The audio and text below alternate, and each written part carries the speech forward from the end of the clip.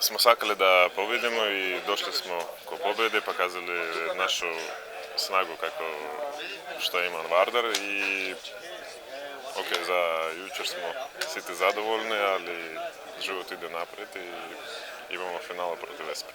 Koliko se potroši Vardar? Svaki potrošil jučer mnogo sile, zato da bilo teški naprevarati zbog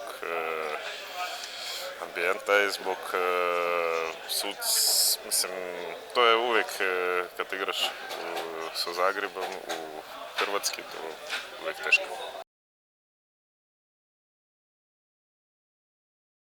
Ok, dve jake ekipe igraju finale i da vidimo danas imamo i sastanak i video i znamo da Vesper je jaka ekipa, ali isto mi imamo snagu da možemo da pobedimo ovu ekipu.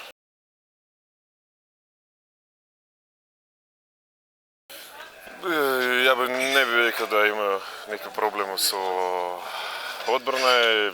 Zagreb je tragešna sredina. Da, ali iskreno kažem, svaki naprevar različit, zato da ne možemo tako da objektivna jaka ekipa. Kako se čustva Grobak posle povreda to? Sve je dobro, hvala vam. Hvala.